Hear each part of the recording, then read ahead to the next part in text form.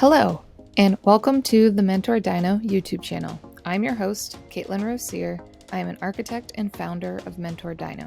Each week, I interview amazing professionals in and around the architecture, engineering, and construction industry to help foster learning, growth, and inspiration in others. Thank you all to our current subscribers, and if you're new, we'd love to have you join our community. So hit subscribe. It really does help others be able to discover this resource. So let's dive in. I hope you enjoy this conversation. Welcome everybody back to the Mentor Dino YouTube channel. I've got two guests with me here today. I have Brad Bridges. He is the president of R.j. Bridges Corporation, and Kate Schuster, president of V.O. George Group Incorporated. Both companies represent various manufacturers in commercial construction industry in the Pennsylvania and West Virginia regions, and I've actually known them both for a number of years, so I am so excited to introduce you guys to both of them and to learn a little bit more about what product reps do in the AEC industry and how they can help all professionals. So besides my little introduction, I'm going to have them introduce themselves. So Brad, let's start with you if you want to let everybody know who you are. Yeah. Hey, thanks, Caitlin, for having us. This is a cool opportunity. So I'm Brad Bridges, R.j. Bridges Corporation. We're based out of Pittsburgh. We're a little south of Pittsburgh in Bridgeville, Pennsylvania, and been in business our firm has been in business. Actually, we're going on our 40th year in 2024. Nice. And Kate? Kate Schuster with V.O. George, and we are actually north of the city, so opposite of Brad, but same thing. We've been in business since 1975. So Wow. It's been, long running for us, which is great. Obviously multiple owners because I have not been alive since 1975, but no, you look we great. can talk about that in a little bit. So yeah, thanks for having us. Yeah, so I want to dive more into both of your backstories because I know one of my questions is, if I'm a student and want to go into product reps, what did you guys study in school? How did you end up down this path? I know for both of you guys, it's more family-run businesses. So I'm sure that involved a number of things as well. So I'm going to stick with Kate and let you start this one. You know, it's funny because I actually, I majored in business management, which is pretty appropriate, but my minor was in HR. And I did a couple internships and then I would help my dad over the summers, and I realized that I despised everything that had to do with HR once I got into it.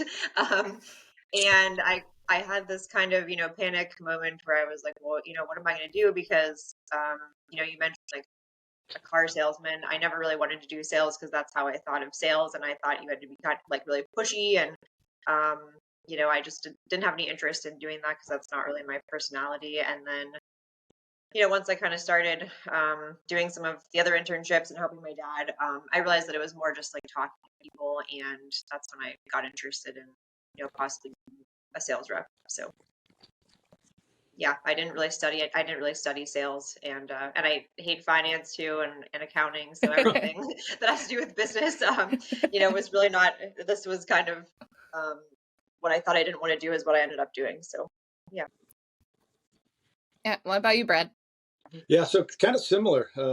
Interesting. So went to school for engineering, and as they say, there are classes in the first semester that weed people out of engineering, and the first semester beat me up, and it took me a couple more semesters, but decided to switch to business marketing focus. Went to Westminster College, and really, the Lord knew what he was doing, because it really was the best move for me. I feel like I have an engineering architecture kind of, little seed there, but, being in sales and being in, running a company really are where my gifts are. So it was good. So my dad was running the business at the time, and he was by himself. And so I remember driving through the Fort Pitt tunnels. I was in college, and I was helping him in the summers, and had actually done an internship for a small, similar type of business in the South Hills of Pittsburgh. And he just said to me, he was by himself. My mom was helping him. And he said, "Hey, what do you think about working for me?" And I was graduating. I was a senior at the time. I had no real plans.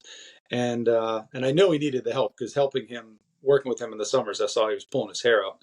And so I said, sure, why not? And so started, summer of, so what was that? 91. Started the summer of 91. I tell people the Penguins won the first Stanley Cup the night I graduated from college, or the night I graduated. And then that Monday, I started full-time career. There was, so so that's how I got into it. And it was definitely a family business, as Kate's business is very similar. And that's very common in the rep industry.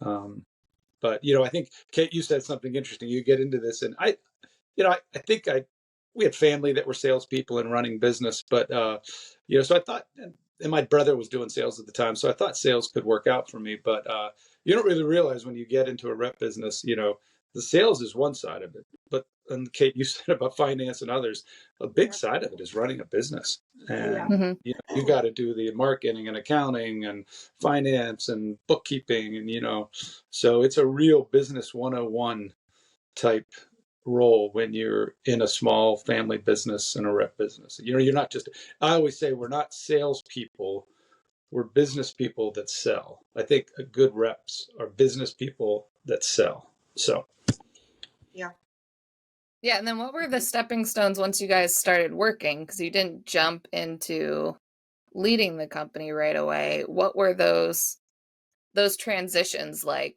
How did that grow? Because I know, Brad, you said it was just your dad. So how did he grow that way? How were you guys supporting each other? Sure. No, that's great. So my dad and I, we started working, and you're just like anything. You're learning what to do in the business, and I'm learning sales, and I'm actually, I did some personal. I realized that I need some help understanding how to sell, so I did some personal. Read books, went to some seminars. At that time, of course, 91, we didn't have the internet. So, I remember reading some books and educating myself on sales. And then I realized after a year or two, I'm like, I kind of like the business side of this too. So I went in and started to study on the business side. So my dad and I, as we started, my dad was a senior project manager before he started his business for Mill & Stewart Construction, which in the 70s was kind of like the PJ Dick, Rycons of Pittsburgh back then. So his background was project management and construction. He was a civil engineer. And so he was more in the details and more into like running projects. And I was more into like, I could see like, hey, someone's got to get out in the street and sell. Someone's got to run the business, blah, blah, blah. So I decided to kind of go down that path. More my day-to-day activities were more in the outside sales end, which was really good. We really hit a sweet spot, my dad and I. It took us about 10 years to figure out how each other worked, but once we figured out that he would take the inside stuff and then I would do the outside stuff, and we really hit a sweet spot. And so we started to grow the business about that time, probably about 98, 99, started selling architectural louvers.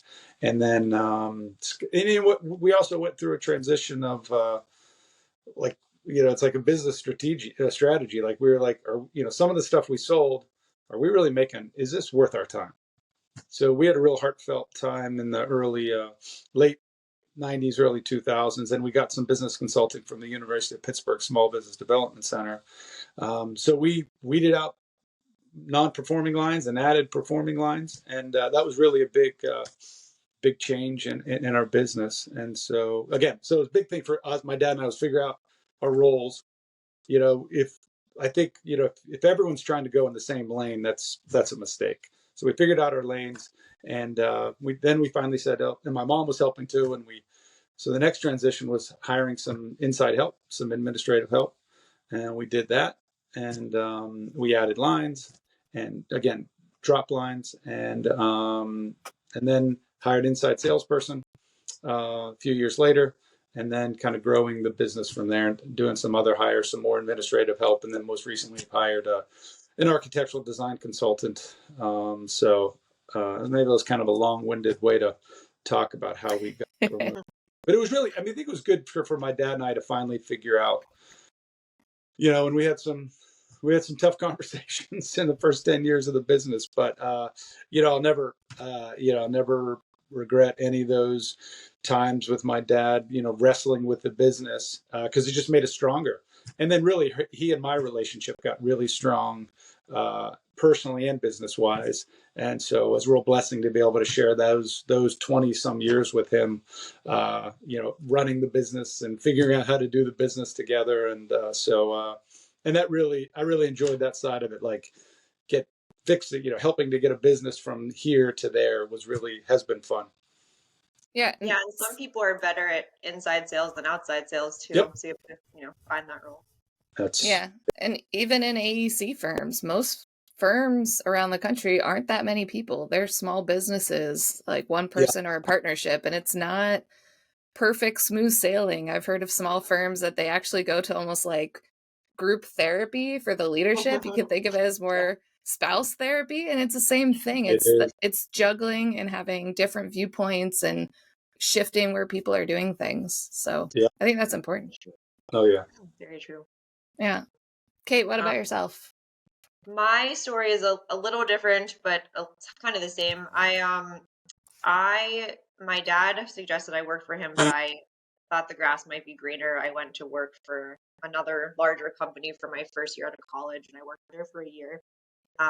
So I did do an extensive sales training with them, which was good, I guess, because it was before I started working with my dad, and it was for a freight company. Actually, I was doing freight brokerage, which is also part of being a rep.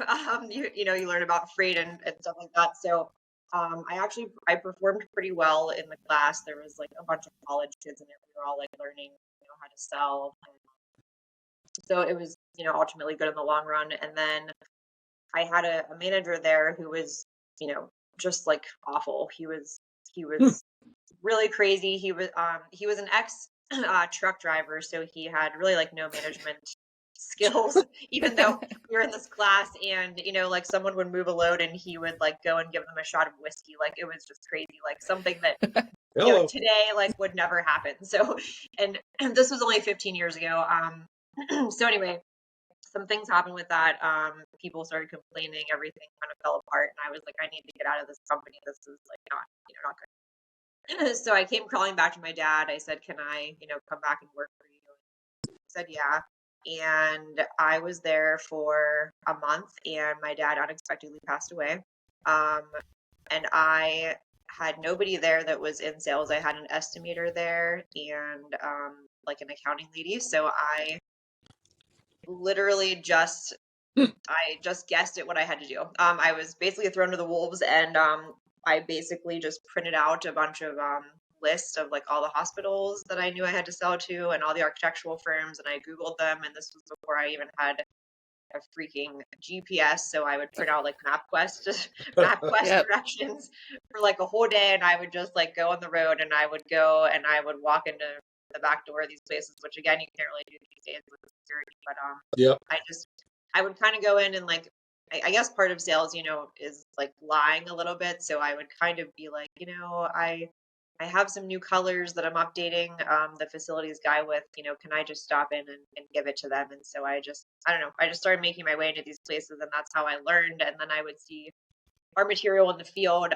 which I think is a big part of being able to sell something, is knowing the ins and outs of, what it looks like. It's really hard to be even an inside salesperson and not ever see something in person or how it's put together. So that really helped me. So that was kind of how I started. Hey, Kate, real quick, don't mean to interject, but was Vince still involved at the time? He was not. Okay. He had, the name of our company, Vince, V.O. George, it's Vince Oscar George was his name, and that's why we have the name that we do. And he had sold the company to my dad in 2006, and this was 2008. Okay. So he, I did meet with him once, and he, sent me some leads. He was do you use these? And I said, yeah, I know that those come through from our factory stuff. That was pretty much it. He was doing some other things at the time, and so yeah, I just curious. Hit the ground running. Yeah, so that was kind of it. Now what year did you start, Kate? 2008. Oh, 8. Yeah. Okay. Yeah, because you said what, a month in? Yeah, and then it was like right when the whole recession started, so that was Oh like yeah. really big deal. So it was a trying time for sure. But we made it. Here we are. So Yep. yeah, sometimes things aren't always easy, and that's kind of when you're tested. Sometimes I think it's almost better that way to learn, and it was hard, but it was worth it. So yeah. Yeah. I'm going to piggyback something Kate said because I think it's important. It's not so much for this question, but just for future is like, where she said it's good, really important to know what's going on at the job, in the field, the what your product looks like installed, how it gets installed, understanding the needs of the you're not just understanding the needs of the buyer, but understanding the needs of the superintendent and then his crew when he gets your product, he or Yeah, she gets totally. your product. So Yep. it's very key. So job site visits are great for learning that and supporting your customer, beyond just picking up the phone and taking an order. Yeah. And that transition, Kate, like career transitions in general are the hardest time in anyone's career. And then also Yeah. having some extreme loss also at the same time. Yep. You Yeah. didn't have that kind of like mentoring along the way like Brad did. But you Right. also didn't really have an architecture background in school either. Were there any No. resources, or how did you combat kind of diving into the deep end and having to learn a whole new industry on your own? I know you had an Well, estimator, but yeah, it's kind of it's you have to be able to talk to all different types of people, and you have like the general contractors that you're selling to, and then the other side is the architectural side, which is a different, it's a different mindset, it's a different type of person. So you have to be kind of like a chameleon, for lack of a better term, and be able to speak Yep. to an architectural mindset versus a general contractor, which we all work together in the industry, and it works. But I actually, this is a funny story. Bob Bailey, who you also know well, he actually did an addition on my parents' house when I was like 12 years old, and so he knew my Jeez. dad. Yeah, and he I don't remember how it came about. I think he either called me or emailed me, and I didn't even remember who he was or really know who he was, but he was heavily and still is involved in CSI, and he was like, "Why don't you come to a meeting so you can meet some of the spec writers in the city, and start networking?" And so I knew like networking was good, but I wasn't like really in the mood to do that, and I didn't really like feel like doing that as much. And I was just like, during the day, and I was on the road all the time, and I'm like, I really don't feel like going to these meetings after work. And he's like, just come, whatever. So I did. I got involved in the board. I just would do like their website stuff, which I still do today, which is funny. And that was kind of how I learned the architectural side and how I got into some of the firms. And he was really great and introduced me to some of the older guys in the industry and some of the spec writers. And I ended up knowing someone at every firm in the city, which was great and key to a lot of my success, really, on that side of things. So yeah, that's how I did that. I can attest, and I'm trying to organize a time to have Bob on here. So, Are you? Yeah. Oh, great. Oh yeah. That'll yeah, be. for any of my listeners that aren't from Pittsburgh, because I feel like most people in Pittsburgh know who Bob Bailey is. Yeah. He is a specifications writer and architect. Um, he's worked in a couple of firms, but he ended up, he was a specification writer at the first firm I started at, IKM, and a huge mentor and teacher of myself. I definitely advocate. He's someone that actually kept me in the industry after Yeah. dealing with a very tough project. I almost left, and he kept me there. He also introduced me to CSI and taught me different networking strategies just by showing. I didn't realize what I was learning, but I think probably some of the first times I met both of you was probably the CSI holiday party, and there's just tables of Yeah. reps That's where we met. everywhere. And Yep. it's so overwhelming when you know nobody else in the room and you're a recent grad and you're like, I don't know anything. Yeah. And you Yep. go up and talk to a rep, and it's like, hey, if I'm talking about louvers, I had no idea how a louver was attached or what's there. So going in just not knowing, you definitely need that kind of mentor to guide you. And he gave me a little bit of your story, Kate. So I did know a little bit of it before you told it. But definitely very good in showing the people side of people. And so that's where I kind of learned you guys aren't just salespeople. You are people and looking to help the industry. So I'll just back up and pick with Bob Bailey real quick. I mean, if you think about it, Bob Bailey has been a resource. I'll just use Kate and I as an example, but if you any rep you interview in Pittsburgh, Bob Bailey's name's probably going to come up as a resource, as a mentor, and it's a real help. But if you think about the connections he's made in the construction and architect industry here in Pittsburgh between reps, architects, I mean, his influence has been, yeah. And there's a handful of others that are like Bob, but just huge Bob Bailey fan. You both represent multiple different manufacturers in the different lines. For the recent grads that have no idea what a product rep is, because we don't learn about that side of the industry in education, what does that side look like? How do you determine what products you want to sell or what divisions? Because I know a lot of reps will split it up based on the specification divisions, for anybody who doesn't know specifications. But how does that process and communication start? Because you're not just talking to kind of the architects, contractors, end users, but you're kind of the middle person in there. How does that work? I don't know who's best to start. How do you pick what you want to sell? You mean kind of like what lines? Yeah, but then what's the connection? So like when you're finding a manufacturer, what are those types of discussions? Do you have to be the only rep in the Pittsburgh region? Do you find like, hey, we're looking for a local rep and you grab it almost like applying for a job?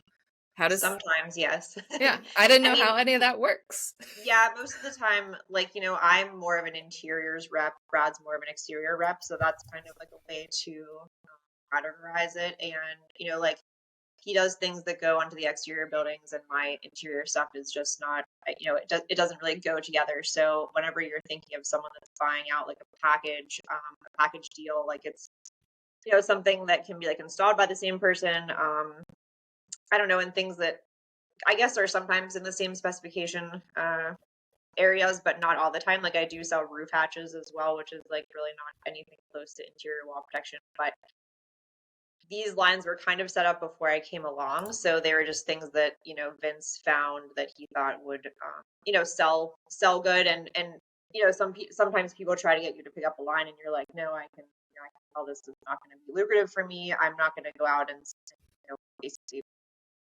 waste my time trying to sell this to architects or get it in the specifications. You also want to pick up something that is almost already in the specifications a lot. That's a well-known manufacturer that makes things well. They have a good name. They've been around for a long time.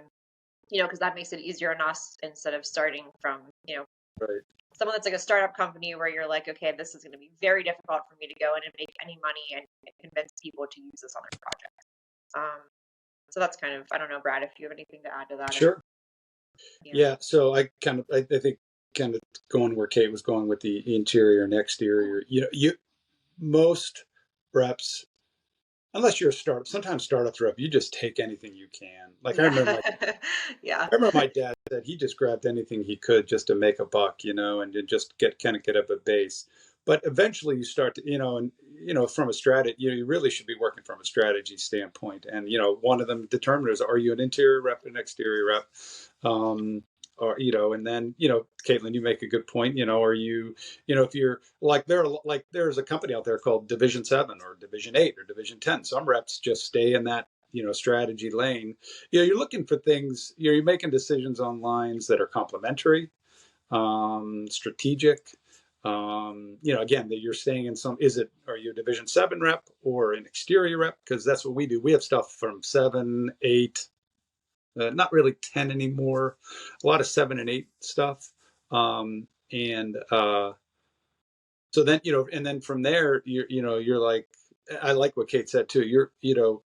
You can pick up like the fourth player in the market and really struggle and grow that. Or if you could pick up the 1 or 2 line in the market, that's really the way you'd want to, that's really a good decision to do that because, you typically they're in the specs, typically the brand is well known.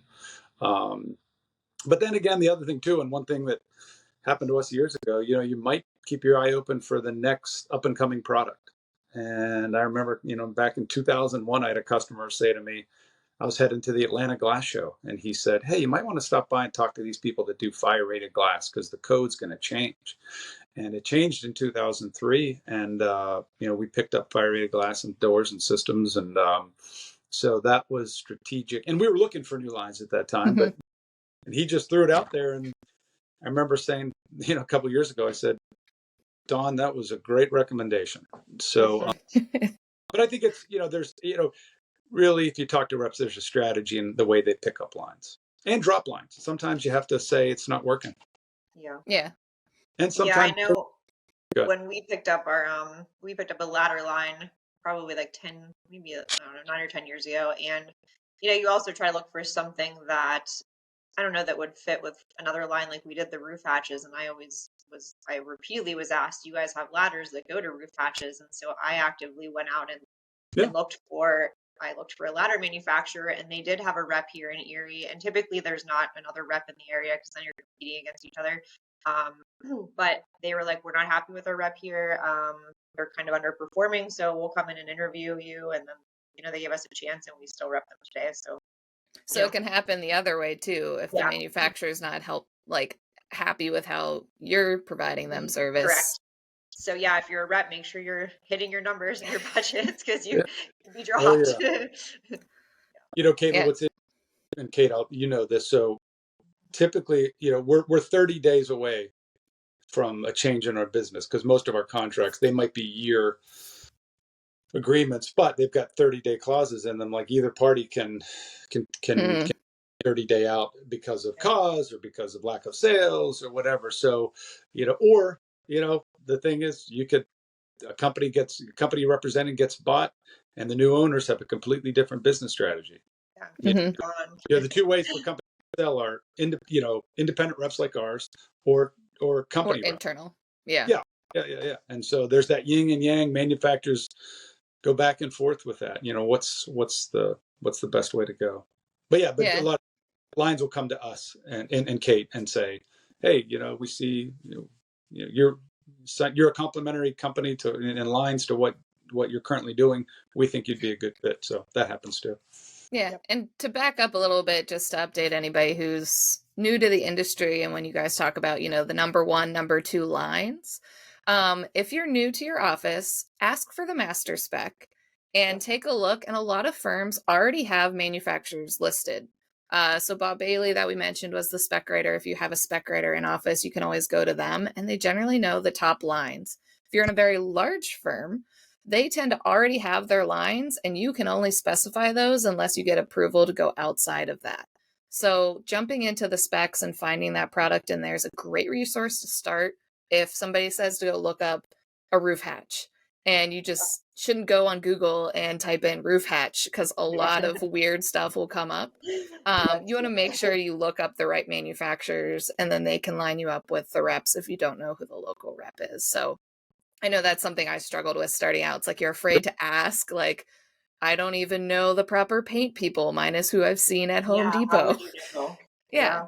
And so true. that's kind of a good starting point to kind of learn and see what your company standards are and figure out kind of those number one, number two lines that have been tested, tried and true. But then you guys can also come in and tell us the newer lines coming out, or with fire rated glass and the codes change, like architects also have to adjust and then figure out, okay, now we can't do this anymore and we have to move to fire rated glazing. Because I think it was more like the chicken wire that a lot of you see, you cannot do that anymore because it's unsafe. So that was where that transition happened in there. That's right. But to go on that's part of our job too. but to go on the sales side, when you're picking up a line, how does your profits work? Like, if you make a sale, what does that look like? What are there percentages involved, I'm assuming, between the company and how much they sell versus that? I never really knew the business side of it and how you guys bring in money. Yeah, most of our lines are just a commission based. So we sell a $500 order, we make usually like between 8 and 10% commission on that, which is just kind of a set structure that's in our agreement with our manufacturer. And so then when the material ships and the manufacturer gets paid basically a commission check like once a month. We don't get paid like throughout the month. So basically, I paid when paid type of thing, which can take a long time. Where you have to be careful because you can book a project and it can take 2 years to complete or to even start shipping. Especially these days with COVID, things have been really pushed back, and and you're selling, but you're not making any money until that that project ships. And then some of the other lines we do like a buy sell on them. One of the things I did was I became a women-owned business, which has really helped me. And people do ask me to do buy sells on, even some of our things that we make commission on. So basically, in that we do like a more of a markup, or if we're installing it, we have a markup in there. But most of my lines are commission based, so that's not typical. But yeah, you have to watch out for those too, because then people hold retention and you're pretty much out your profit on the project. So it's kind of stressful at times. I'm getting paid on that side of things, and I think Brad is the same way. Yeah, very very similar to what Kate said. We're commission based mostly. We do some like Kate. We do some buy resell. So that means we're actually invoicing for the product and paying the manufacturer, billing the customer. We're versus a commission sale, which is all the business side, the transactional side of the paperwork and the purchase orders and invoicing and checks go to the customer or to the vendor, the customer versus vendor to vendor. And then the vendor sends us a commission check. So, and that can range anywhere from 5 to 15% commission. But the one thing I always tell people is that's not our paycheck. That's our revenue that we then run our operations from. Yeah, we disperse to our employees. Yeah, so we're paying our employees. We're doing our general administrative expenses and rent and marketing expenses, and because that's sometimes it's like, oh, look at that paycheck you just got. Well, that's not really a paycheck. That's a revenue. No different than it's just a check to pay the bills and to pay ourselves, of course. But yeah. And then jumping off the sales and operations side, I want to jump into how you guys coordinate across architects, contractors, and on the product side. So what are different things you are doing, and how do you wear a different hat depending on who you're talking to and working with? That's interesting. Well, Kate, do you mind if I jump first on this? No, yeah, go ahead. I don't even know what to say yet. I heard you say something earlier, which is so true, is that it's definitely a different dynamic selling to the contractor versus consulting with the architect. Okay, and because you have two different mindsets, and you really have to learn that balance of it's totally a different process, and you have to, again, you're wearing a consultant hat with the architect more. You're being a resource, even though you're a resource to your customers too, and you're consulting on that side. But the dynamic is definitely more consulting on the architect and design side, and the customer side is more transactional. And again, you're looking for, from a customer side, they're looking for lead time, price, urgency, so many other different things that are more transactional. And on the architect side, you're dealing with, again, consulting, you're dealing with drawings and specs and, how you help to get that right. And they have two different wishes, I think, too. And I always say, I like what Kate says, you're a chameleon, because you really do change. And, it's like, you're singing one song with the architects and you have to sing the opposite song with the contractors. And there, there's also a tension between architects and contractors. Sometimes you have to deal with, and it's real. It's real, and you can't, I've had years where I'm going to be on the contractor side. And then you're like, well, no, then you say, I'm going to be on the architect side. So that you got to find that middle ground of balance of helping both out. And it works, by the way. You can You can do Yeah, it. and you never know the relationship you're coming into either. I've had projects really sour with that relationship, and I've had projects that are fantastic, and I love working with that team of contractors. So I know you can kind of get stuck in the middle if you don't know what the relationship is. It's like, okay, are we good here? Are we not good here? How's it going? Yeah, I like to think of it kind of as like a circle or a cycle, or like we go in and we talk to the spec writers, the architects, and we get our products on the project, and then the drawings come out to bid, and then we're bidding it to the contractor in the office, and then we're going back to the contractor and trying to win it, and then we win the project, and then we do submittals, and then they go back to the architect, and so then we're seeing the architect's name again, and seeing what they're changing and the colors that they're choosing and all that stuff. And you want to be careful, like when it gets to that stage, you can't really like go to the architect directly. You're going through the contractor to the architect, so it's like a weird dancing game you have to kind of play when you're into a project at that point. And I remember when I was like younger, I would go in the field to meet a contractor, and I learned pretty quickly, like sometimes I would wear, like, of course I was 23 years old, so I would wear like stiletto heels and like these dress pants, and I would go into these hospitals, and they'd be like, well, we need help measuring, and I looked like an idiot because of what I was wearing. And then, so then I started wearing more like work boots and jeans and stuff, and then the architects, the designer side, like I would dress up really nice, and you know be like much more aesthetically pleasing when I would go into their office. It's even like a different look that you go with Yeah, that's fair. sometimes. And Yeah. Right. yeah, so it's just funny, but everyone in the industry understands how it works, and knows the dynamics. So Yeah, I've it, definitely had the dress mishap because I wore a yeah, dress to the office because I wasn't supposed to go on site. And then all of a yeah, sudden you get a call to go on site. And I'm like, okay, next time, like any time I'm in CA and it's a local project, if I am going into the office with a dress, I typically pack like a backup, just jeans and like a yep, nicer t-shirt, or I'll leave it if I've got a locker in the office just to like, yep. that I can still wear and have diversity in what I'm wearing. But I did the definitely same thing. had I the would keep instance. like Timberland boots in my car. It was funny, Yeah. which Yeah. I don't think guys have to, deal with this as much. But I basically stopped wearing dresses altogether.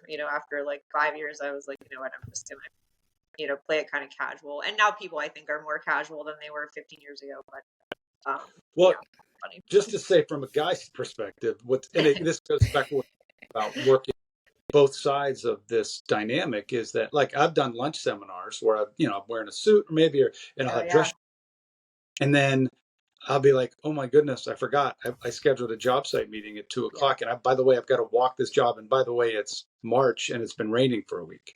Yeah. yeah. So I do not have boots with me. And I've No learned slut. boots in my car. But so now you've changed your hat from this consulting lunch seminar hat to this job site hat. And I had to sacrifice my dress shoes that day. But, Especially with exterior, then you're dealing with more like I had a site that pretty much oh, was yeah. all clay.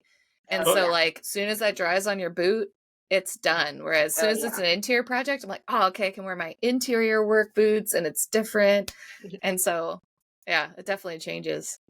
well, because of this dynamic too, I think what I like about the role is and the job is it is you talk about variety. It's something new every day, Yeah. and It's you awesome. know, yeah, yeah. So that's a big thing. It's you get a lot of variety doing this. Yeah. And I know you touched on lunch and learns a little bit, and that's a lot of the times how the young professionals meet the local reps is through lunch and learns. Sure. But I more talk about reps as being consultants, like you've said.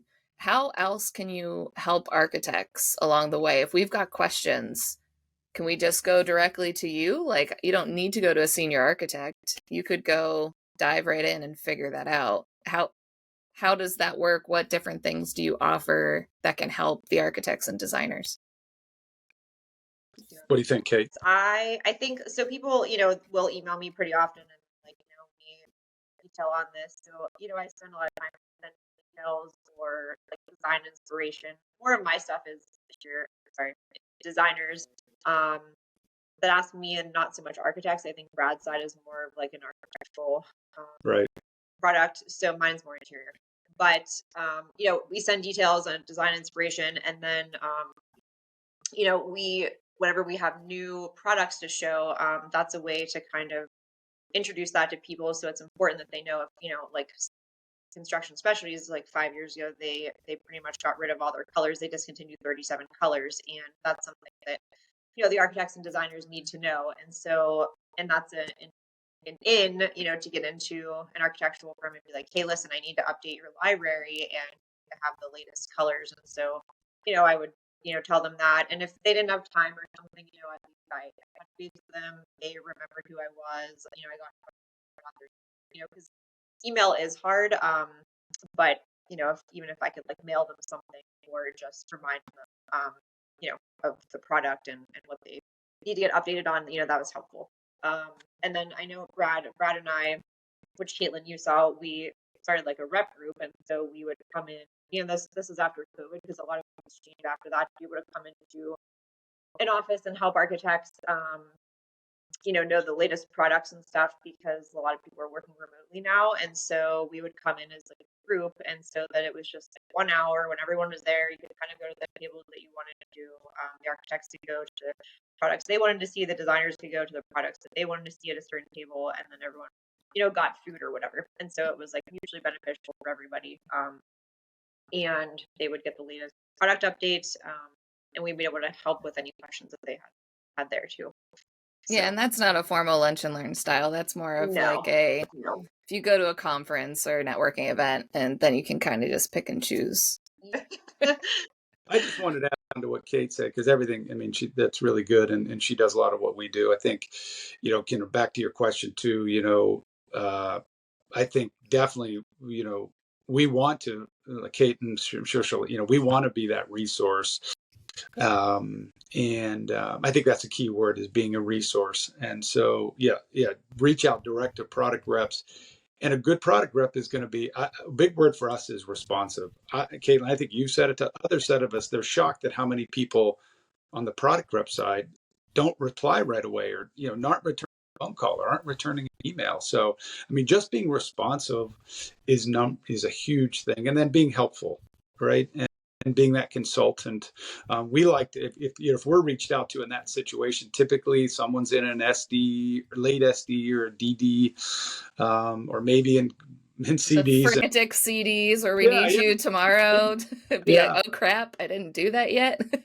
Yeah. And then, so from there, it's like, hey, can we set up a quick, is it a Teams or a Zoom call to help you get this right? Or Kate's the same way. I mean, look, we jump in our car, in a drop of a hat to help. We call it like a design consulting meeting. Like, hey, let's roll up our sleeves and let's get this right. And let's look at the details. I'm just not going to, typically, we're just not sending blind. Someone asks for a detail, we're going to ask, well, where's it going? Is it, from exterior standpoint, is it brick? Is it metal panel? Is it continuous exterior installation?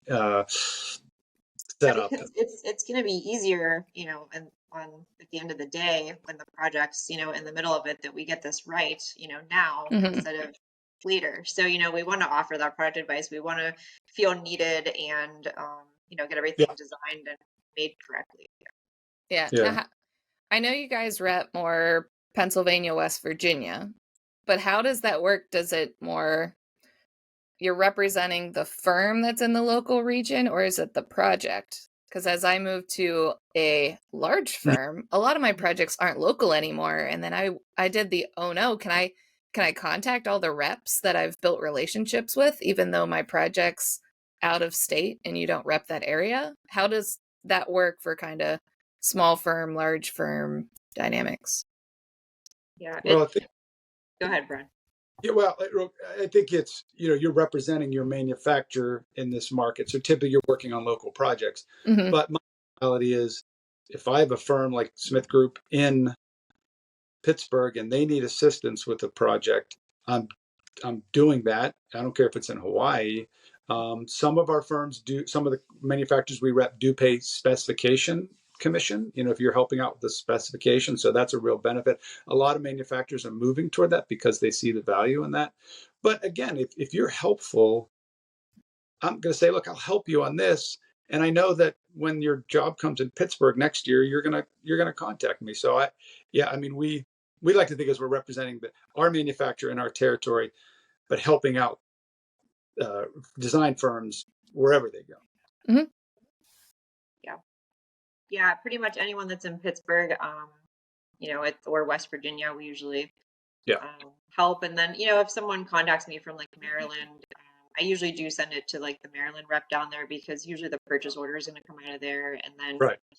sometimes the ball starts rolling and then there's like a bunch of questions and it just gets really involved. And so that's when do send it to the proper person in the proper territory. So yeah. That's a good point. That's a good. But we'll typically bring in that rep in that territory at some point too. That's a good point, Kate. Yeah. So you guys are a great resource, even if somebody's listening to this and not in PA or West Virginia, but want to learn more about a particular line, they can still reach out to you and you can either help or direct them to the local rep that then they can come in and walk them through any details. Yep. Do you have any advice for anybody who is looking to go into the product rep side, regardless if they have experience and want to shift or recent grad that's just fascinated by our conversation? Well, I'm sure No, I there'll think be. just if you want to do it, just network all that you can. That just really helps in all aspects. Getting to know people in the industry and getting your products in there. It's basically a way that you're selling yourself, you're selling your product. Just get out there, talk to everyone you can, go to events, learn all that you can, so that you are knowledgeable in what you're doing. I don't know, Brad, do you have anything to add? Well, I mean, yeah, it's interesting. I agree with everything Kate said there. I think talking to a rep firm. I think you're talking to some people that are involved. I think that's big. Going to network events, Caitlin, like you're talking, like that holiday show or Design Pittsburgh or whatever, to kind of get a feel for that. It is certainly a sales role. So having that feeling that that's something you'd want to do, and I think Kate would say sales is not. You don't have to be a great talker to be in sales. You just have to be helpful. Mm-hmm. That's really, I learned, my dad taught me that, and my father-in-law was in sales too, but and just caring and asking good questions. You can just like care the most, and people can tell that. And there were so many times when I was just starting out, and I the way that I started, I didn't know what I was doing, and I would just say, what, I don't know the answer to that, but let me get back to you. And people appreciate that. They don't just make something up to like sound like, I said be knowledgeable, but that's how you're learning the product is, go back to your tech support and ask them, what the answer is, and then give it to the customer if you're not quite sure. So yeah. That's good. You don't have to be an expert out of the gate. I think some people probably get nervous about that. I mean, your goal would be to be an expert, but I remember a guy, man, screaming up and down, effing on the phone to me, and I said, I was like Kate's age probably at that time, 23, and I'm like, man, I'm gonna have to call. I don't have that answer, but I'll call you back. And it was just kind of an eye-opening. I could have sat there and tried to, fake my way through the conversation, or I'll call you back, and you get an answer. And so, but yeah, I know that if you're commission based, some of these lines some of them are 100% commission based, where you're me and Brad, we both run a business, so it's a little bit different. But if you're just like a furniture rep or something like that, you're in a 100% commission role, so that can be a little bit stressful at times. So you need to be like prepared for that. And it's definitely like a driver for you, and it motivates me to get out there and sell and hit my budget, because I think if I was paid another way, I might get like lazy with it. But so it's definitely has its pros and cons. But know that you might not make a lot of money the first year or the first couple of years until you get kind of like build your book, so to speak. But it can be, I think, advice too, Caitlin, too, is like just to have this, like Kate just said, it takes a while, but it can be, I mean, it's rewarding. It can be, in sales in this industry can be financially rewarding if you're self-motivated and if you're and if you want to succeed, but it's also rewarding. I mean, for me, I love driving around and seeing all the projects that, Me too. yeah, I Yeah. mean, like, Yeah. Kayla, I think of Allegheny General Cancer Center. We started with you years ago, and the Animal Friends, and Yeah. Doing so switchback curve louvers and all these yeah, things and knowing what I had to do. And I'm like, all right, who do I need to call and figure it out? But yeah, being helpful but that if you don't have something to help me, just being honest and upfront, because I don't want to hit that issue in construction where it's not actually Yeah. going to work. yeah, But I it can be And we definitely, people like to drive too. yeah. rewarding. But I definitely think it's important to not have that sales side, but also being responsive and helpful. Because Yeah, as an architect, I am more apt to call a rep if they are that helpful side. And, if they're busy, great, just let me know because I equally get busy. But I like being able to call like both of you because you can just give me the straight answer, get to the point, let me know if something's stupid and it's not going to work, right. rather than give me a whole sales pitch and do all this rigmarole stuff and then be on the phone for an hour. It's like, I don't have time to be on the phone for an hour. I want to set up a meeting to get in, look at the line. Can we see something installed and move on?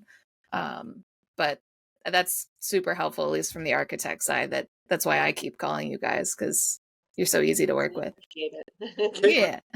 I'm just curious, a question on your side. Do you find, because I've heard a lot, I'm just curious, do you find there can be a lack of responsiveness on the product rep side if you're dealing with someone you don't know? Um, yes, it can be hard to find if it's a different product you haven't used before, or your company hasn't used. It's finding who the right person to call because you end up going down this channel of, okay, here's the manufacturer. Then you try to hit kind of the contacts and they're trying to find a rep. And so that's where I hit issues. I'm like, well, do I put down my location here in Pittsburgh or my location on where my project is?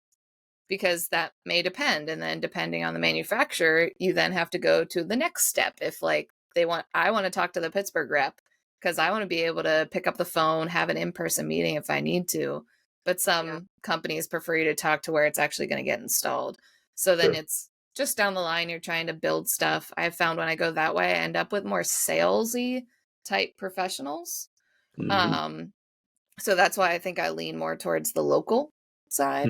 Mm. Yeah. But sometimes you'll have people be very responsive until they know that they're in the spec and they're the basis of design.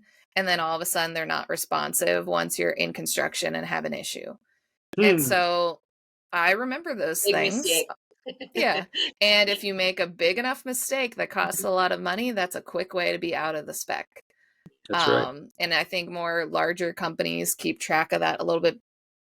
It's either the really big companies and the really like mom pop shop firms. Remember that middle firm level, there's sometimes just too much going on, but you don't have the network of people around you to keep track of it. So sometimes that can get lost, but especially if it's a small firm and you're burning that same professional over and over, you'll get off the spec real quick. And Yeah. architecture is a small community. I Yeah.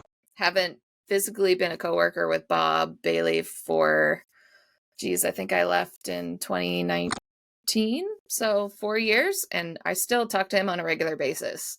I have people in house I can talk to, but sometimes I can go to him as well. And like, hey, I forget I didn't grab all the reps when I left that firm to all the contacts. It's like, who's the rep for this product? I can remember like faces, but sometimes I forget the name and I can reach out to him or, hey, this is really stupid. Like, here's a dumb question. Who can I figure out this detail with? And so he can help along the way. Or if I have an issue with a rep or a product, I can say, hey, what are some alternates to put that I can go reach Yeah. out to figure out a different solution? So it really depends on the person, which is why I find the AEC industry is a lot about building relationships, I think, Yeah. more than the actual design. Yeah. So That's been our tagline. I used to be a tagline for years. We've tweaked it a little bit, but building relationships was the core of what I think Kate's the same way. I mean, I think a solid rep firm is about that. And come back to what you say, Caitlin, it was interesting. It's a small industry, right? Well, Pittsburgh and West Virginia, they're small markets in general, right? I remember, no pun intended here, but my dad said one of his things to me was make sure you're not burning any bridges. Mm-hmm. People laugh because our last name, but And so many bridges in Pittsburgh. Yeah, but Yeah. he'd been in the industry since like '66, and he said, look, I mean, Pittsburgh is a small market. It's a construction architect, a small industry. This architects move around, GCs, these guys move along, or subs move around, and it's really always been a big thing that's stuck in my brain. And so when you're designing and you're thinking, hey, I want this to go well from now to this meeting till the time that they have the ribbon cutting, right? When the job's over. And I think that's got to be your mindset. Once you start, you've got to be a resource till the end. I think that's a solid best practice. Yeah, and I know, Kate, you made a comment like, don't lie your way through faking through everything. Make sure you find the right answer, because if you do lie, we'll find out in construction. I've also had that happen as well. So. Yep. Yeah, in the end, the details and the construction conditions don't lie when they're being built. Exactly. Yep. You'll find out the hard way, and it's never fun being in the hard way path. Water always tells the truth, doesn't it? Yeah, especially exterior. Yeah. Yep. Have you guys helped? This is a side question, but have you guys ever helped on more the mock-up side? Because I know this is probably more a question for Brad. We try to do more exterior mock-ups to try to catch any issues with water ahead of time, because that's usually what you're preventing.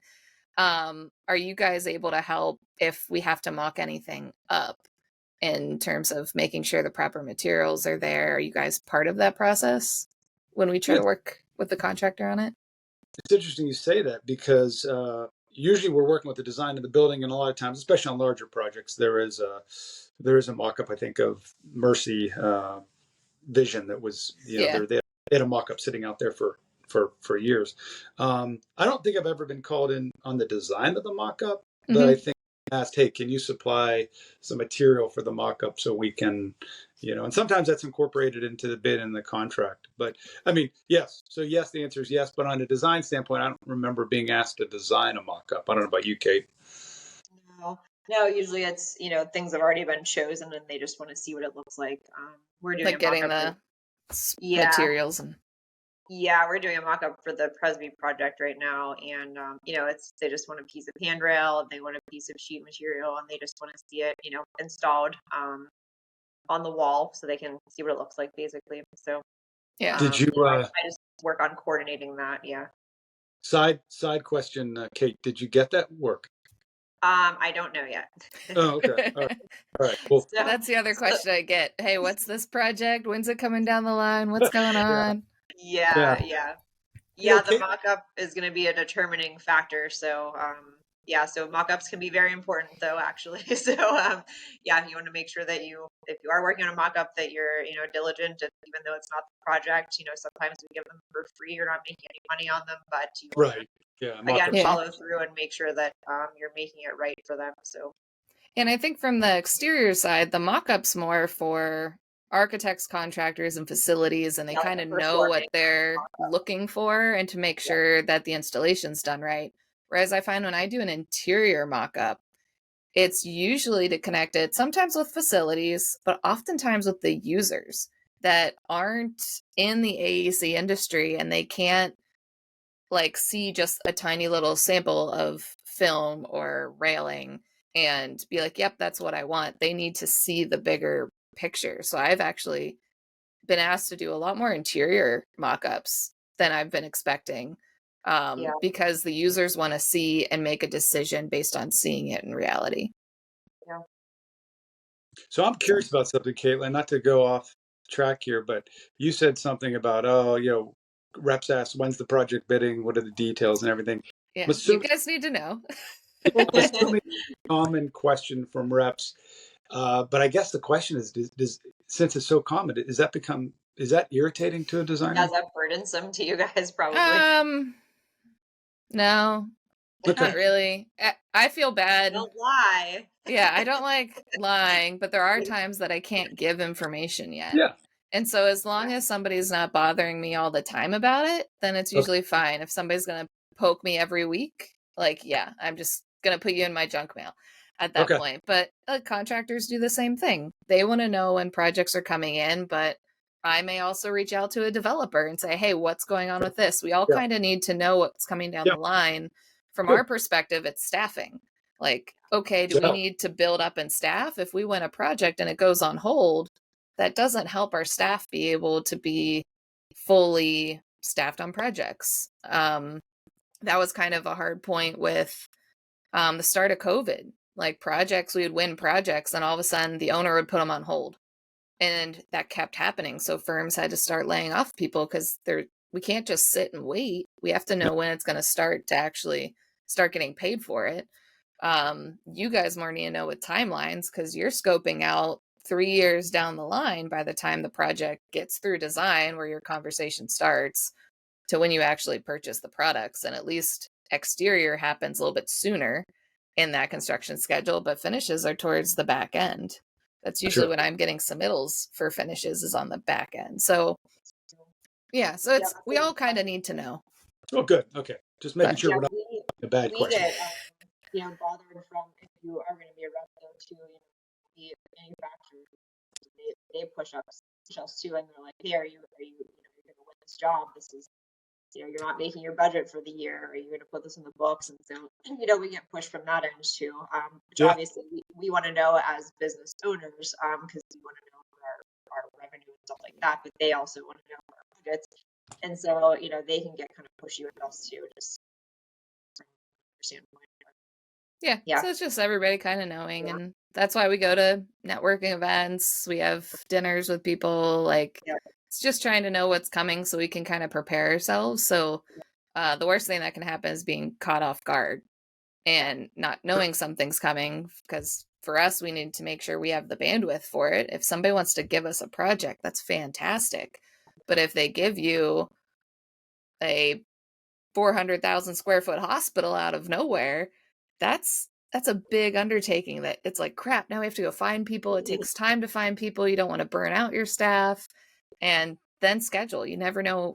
Owners want things faster and faster nowadays. So yeah. But I know we're getting towards the end. Was there anything I missed, or any other advice for young professionals starting out their career, whether it's a rep or an architect? Anything?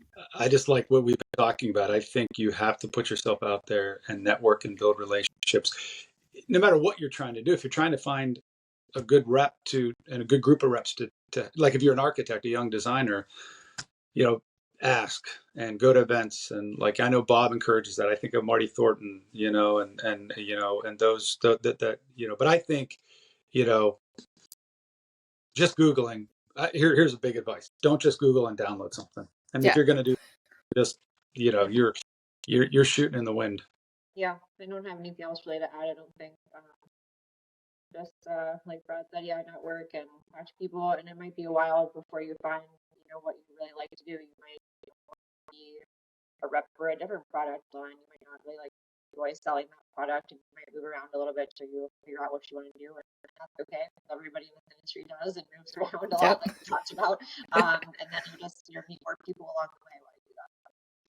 Yeah. I think, I don't mean to, just one thing to say too, because I've heard this on the flip side of this conversation about good reps. I've heard the bad rep stories from designers, like, and they get jaded, right? And like, well, now I'm Googling because I didn't have a good experience with a rep, so I'm just going to try this. And again, there are bad reps and there are good reps. Don't let the bad rep jade you about good reps. Find good reps and work with them. Yeah. And if anybody's looking to get a hold of you guys, what is the best way to find you? Either calling my cell phone or emailing me. Yeah. Usually, because since I'm in and out of the office, usually everybody calls my cell phone. So yeah, either way. Yeah. I mean, Kate has a website. So our website's rjbridges.com. My email address is brad@rjbridges.com, and we got a team. Like Kate has a team to help this process along. Yeah, my email is just kate@vogeorge.com as well, so it's pretty easy. Yeah, I'll leave links below for anybody who wants Cool. to check out either one of your companies and your email. I will not put your cell phones, but you can then give them out as you please. But so if you guys are looking for anything or want to check out what specific products that Brad and Kate sell or specialize in, take a look, ask questions, and reach out to your local reps as well. But I wanted to thank you both for talking to me today. I'm sure I'm going to be bugging you a bunch because I do definitely want to dive into individual materials that you guys rep. But thank you guys again for being on the channel today. Yeah, thank you, Caitlin. Thank you for having us. We appreciate it. Yeah, it's good. It's good. Time well spent. I hope you enjoyed our discussion today. Check out the description below for any resources, links, and contact information we discussed. Did you like the conversation today? Is there something you'd like to know more about or a topic I should cover? Leave me a comment below and I will see what I can do to best answer your questions. And if you haven't done so already, subscribe to the channel. It does really help others be able to find this resource to have larger conversations. So leave me a comment and subscribe. I really appreciate your support.